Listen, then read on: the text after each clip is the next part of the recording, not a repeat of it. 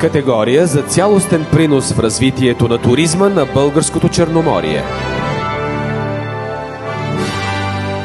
Тази награда отива при Fraport Twin Star Airport Management AD. Ще бъде получена от Димитър Биков, мениджър на авиационен маркетинг в Fraport Twin Star Airport Management AD. Ще бъде връчена от Елена Иванова, заместник-председател на управителния съвет на БХРА, и Атанас Димитров, член на управителния съвет.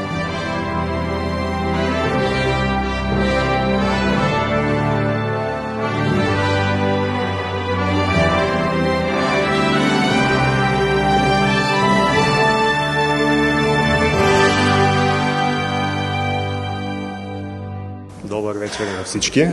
От името на Fraport България благодарим за наградата.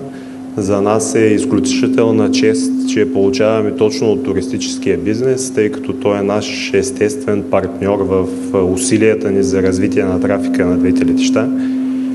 2016 година беше изключително успешна. Над 4 милиона и половина обслужени пътници на двете летища Варна и Бургас, над 22% ръст на трафика. И смятаме, че този успех ще бъде повторен и подобрен през 2017 година. Благодаря ви.